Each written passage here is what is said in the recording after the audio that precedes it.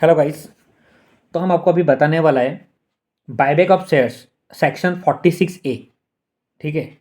ये मतलब आपको सेक्शन से मतलब नहीं है, फिर भी हम बता देते हैं आपको, पूरा डिटेल में बता रहा था, पूरा डिटेल में बताएगा। ये शेयर होल्डर लोग के लिए बता रहे हैं हम, मतलब इंडिविजुअल इन्वेस्टर लोग के लिए। देखो, बायबैक में अमेंडमेंट आया है। अमेंडमेंट मतलब बायबैक का जो अमाउंट होता है, जो हम लोग का प्रॉफिट होता है, वो कैसे टैक्सेबल होगा या नहीं होगा, उसका ऊपर अमेंडमेंट आया है। ये अभी नया 1 अक्टूबर 2024 से वो एप्लीकेबल है। ठीक है। सबसे पहले देखो, मैं पहले का 1 अक्टूबर 2024 का पहले बता देते हैं। उसमें क्या होता रहा? उसमें होता रहा कंपनी का हाथ में टैक्सेबल। ठीक है। कंपनी का हाथ में बायबैक का, जो बायबैक एक्स्ट्रा अमाउंट वो पे कर रहा है कंपनी शेयर होल्डर लोग को। मान लो 40,000 का शेयर शेयर होल्डर लोग से ले रहा है और वो 60,000 रुपये शेयर होल्डर को दे रहा है, तो 20,000 का गैप हुआ ना, उसको बोलते हैं हम लोग डिस्ट्रीब्यूटेड इनकम। वो कंपनी का हाथ में 23.296% करके वो कंपनी के हाथ में टैक्सेबल होता रहा, और जो शेयर होल्डर है उसका हाथ में वो एग्जेम्प्ट होता रहा। ठीक है। वो एग्जेम्प्ट हो जाता रहा अंडर सेक्शन 1034A का अंदर। काम खत्म। 1 अक्टूबर 2024। अब तो वो टाइम बीत गया। तो वो जो आप पहले पहले का जब रिटर्न आपका लगेगा ITR, तब वो देखा जाएगा। लेकिन अभी और वो नहीं आने वाला वो केस। अब आ गया नया केस। नया केस इसलिए जाना जरूरी है क्योंकि अभी जो आप ट्रेडिंग करोगे या बायबैक करोगे, बायबैक में अप्लाई करोगे, तो उसमें वही काम आएगा आपको, वही नॉलेज। तो देखो, 1 अक्टूबर 2024 के बाद क्या हुआ? गवर्नमेंट बोला कि देखो, अब बायबैक का जो अमाउंट है ना, वो टैक्सेबल होगा शेयर होल्डर के हाथ में, ना कि कंपनी के हाथ में। तो देखो, 1 अक्टूबर 2024 के बाद क्या हुआ? जैसे एक कोई कंपनी है, टाटा मान लो, रिलायंस रिलायंस का हाथ में वो बायबैक करवा रहा है, तो उसका हाथ में वो एग्जेम्प्ट होगा। लेकिन वो शेयर होल्डर है, उसका हाथ में टैक्सेबल होगा। अब टैक्सेबल कैसे होगा? देखो, वो जो 40,000 का वो शेयर किना था ना, और वो कंपनी को दे दिया, कंपनी उसको 60,000 दिया, तो वो जो 20,000 है ना गैप, सिर्फ वो टैक्सेबल नहीं होगा। पूरा जो 60,000 उसको कंपनी से मिला बायबैक का अमाउंट, वो पूरा का पूरा टैक्सेबल होगा। ठीक है। तो आप बोलेगा कि भाई पूरा कैसे टैक्सेबल का, जो मेरा जो कॉस्ट लगा है 40,000 वो शेयर को किनने में, वो तो उसमें टैक्स क्यों दूं मैं? तो देखो, मैं बता रहा हूँ उसमें क्या है। पूरा का पूरा जो आपको 60,000 मिलेगा, उसको आप डीम्ड डिविडेंड मानोगे under section 2 subsection 22 clause F का अंदर। ठीक है। डीम्ड डिविडेंड मानना है आपको IFOS के अंदर, इनकम फ्रॉम अदर सोर्स, पूरा 60,000। अब जो वो 40,000 था ना, वो आपको कैपिटल लॉस मानना है। अगर शॉर्ट टर्म कैपिटल लॉस है शॉर्ट टर्म कैपिटल लॉस, अगर लॉन्ग टर्म कैपिटल लॉस है लॉन्ग टर्म कैपिटल लॉस। ये कैपिटल लॉस कैसे मानेगा? देखो, आपको दिखाना है सेल कंसिडरेशन कितना, 0। ठीक है। और परचेज परचेज तो आपने कितना 40,000 का किया था, तो 40,000, तो वो आपका माइनस करके कितना आएगा? 40,000 कैपिटल लॉस। क्या तो लॉन्ग टर्म आएगा कैपिटल लॉस, क्या तो शॉर्ट टर्म कैपिटल लॉस आएगा। तो उसको आप यदि कैपिटल लॉस आता है, तो उसको आप कैपिटल गेन से ही सेट ऑफ कर सकता है। लॉन्ग टर्म कैपिटल गेन को लॉन्ग टर्म कैपिटल लॉस से सेट ऑफ कर सकता है, sorry, long term capital loss को लॉन्ग टर्म कैपिटल गेन से सेट ऑफ कर सकता है सिर्फ।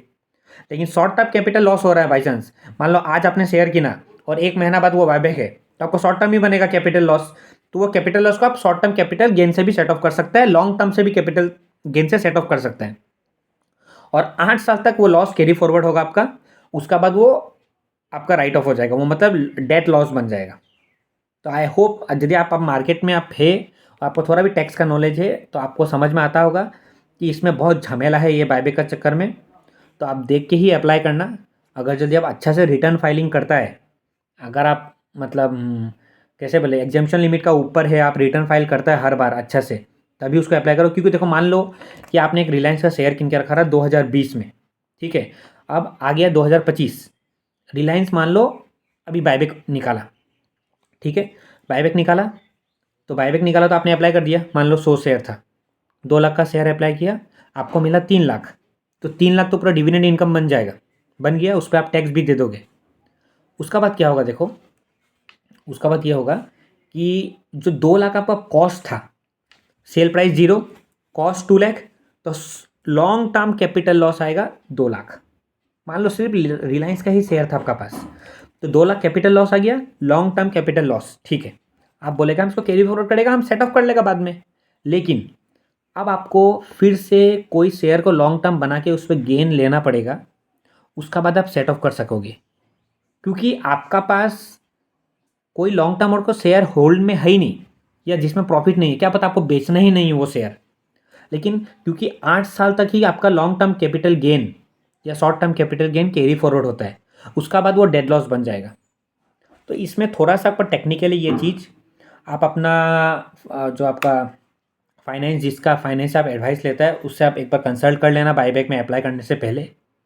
अगर आप छोटा ट्रेडर है या इंडिविजुअल है, मान लो आप रिटर्न नहीं लगाता है और मान लो आप 20-30 हज़ार लाख रुपये का अंदर ही काम करता है, अगर मान लो आप 40 हज़ार का बाईबैक अप्लाई किया, ठीक है, मान लो आपको पूरा 100% आपको मिल भी गया, एक्सेप्टेंस रेशियो 100% था कंपनी का, आपको 40 हज़ार का 60 हज़ार मिल गया, तो वो तो गवर्नमेंट का हिसाब से 60 हज़ार डिविडेंड आपका हाथ में पूरा टैक्सेबल है वो, ठीक है। और आप रिटर्न ड्यू डेट टाइम से नहीं लगाया तो आपका वो जो लॉस है वो कैरी फॉरवर्ड भी नहीं होगा, समझ रहा है।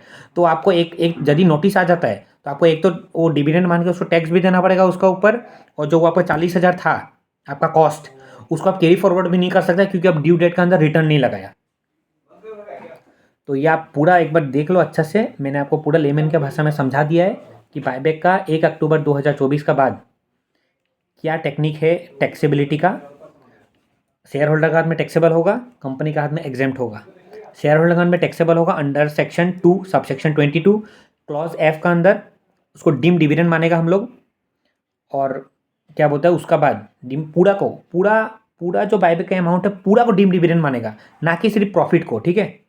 और जो आपको आपका जो कॉस्ट है उसको आप कैपिटल लॉस दिखाएगा, ठीक है। जो आप कॉस्ट आपका लगा है किनने में वो शेयर्स को, उसको कैपिटल लॉस दिखाएगा, और कैपिटल लॉस दिखाएगा, और वो कैपिटल लॉस को आप सेट ऑफ कर सकता है सिर्फ कैपिटल गेन से।